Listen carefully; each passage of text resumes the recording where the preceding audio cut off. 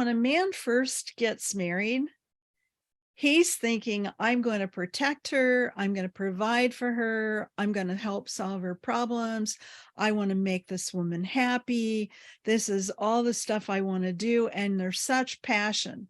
And you step into it and you're not really sure how to make that happen, but you're eager to make it happen. And so you step into that space. And as you do, men tend to be internal processors. So you're thinking through every step of the way what it is that you want to do. The problem is you don't mention that to your wife. And when you don't tell your wife what's going on, she starts to think that you're not doing anything. And when she thinks you're not doing anything, she will step up and take over the leadership or try to take over the leadership. Now, when that happens, what you do is that you take it as attack, blame, and criticism, and you start to back up. Where before you were moving forward and now you're backing up. The more she takes over, the more she's in charge, the more impotent a man feels in leading his own marriage when the wife takes over. It's really hard to get that leadership role back once she's taken it over. But I would encourage you to still move into being proactive in the process.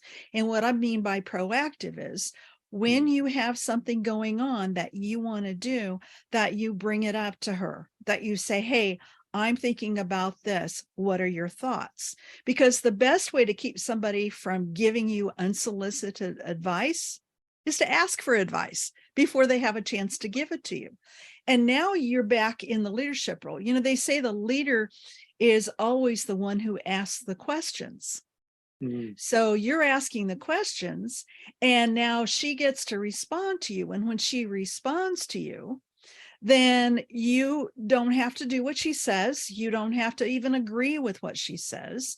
You just have to listen and understand what she says and communicate to her that you understand. And when you do that, again, you are taking that leadership role, but not in a way that's running over her, but instead it's a way that's including her. Now, men know this as business leaders. A really good business leader knows you ask your team, what do you guys think? And then the buck stops with the boss. He's got to make that executive decision, but he's looking for feedback, and he tells them, okay, I'm going to think about that. And then I'm going to come back to you and we'll have another discussion. But when you get in a relationship with a wife, because she means so much to you, because you're so tenderhearted towards her, that when she offers a suggestion, you take it as you're failing somehow. And that is not true. She's simply giving you feedback.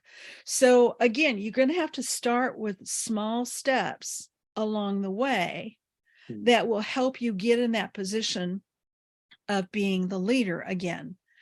As you make that transition, start with really small things like, you know, dinner or where you're going for the weekend, or, you know, even if you're just driving down the freeway, you could say to her, hey, I'm thinking about taking this exit instead of that one. What do you think? You've got to realize what drives the desire to control. The more controlling your spouse is, the more anxious they are. And so your job is not to fight their control. Your job is to help alleviate their anxiety. And you do that by telling them what's going on, by listening to their feedback. And if she's going off on you about something and seems to be really controlling, what you do is you just stop and look her in the eye and listen to her, touch her, offer her comfort, but make sure she's heard. You don't have to fight the control. What you want to do is help her alleviate the anxiety. And the number one thing that alleviates anxiety is touch.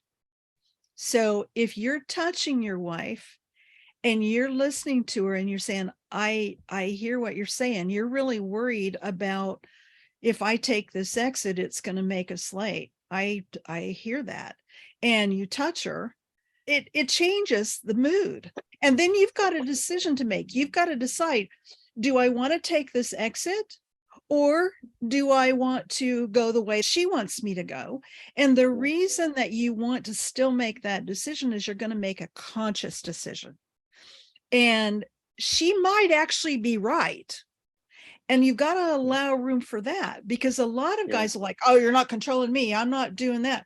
Oh man, I've heard that so many times from men. And they won't even consider what it is that their wife is trying to say to them. You need to pay attention to what she's saying.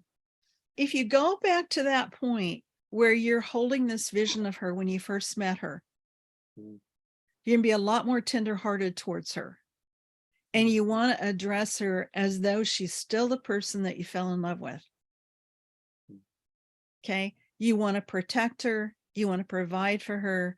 You are so built for this. This is who God created you to be.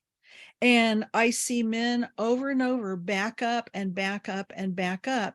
And the more you back up, the more anxious she becomes, and the more she feels like she's got to be in charge. And the more arguing you've got going on, and the more sense of being controlled and henpecked, whatever you want to call it. But a big reason she's doing it is because she has no idea what you're doing. She has no clue where you're headed. She has no idea that you even think about relationships.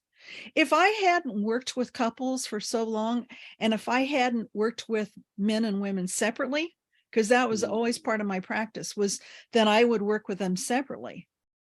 I did that for years and years. And I would hear these men, and I would hear how much their passion was to do that protecting and providing and help solve the problems. And they wanted to make her smile, all those things, but she didn't know that. She had no idea that's what he wanted. And so I was the translator that I'd say, okay, this is how you're going to have to let her know that. And you can let her know that she is safe with you, being aware of her anxiety, speaking to her, calming her. Don't shame her. Don't doubt her. Don't tell her she's being silly.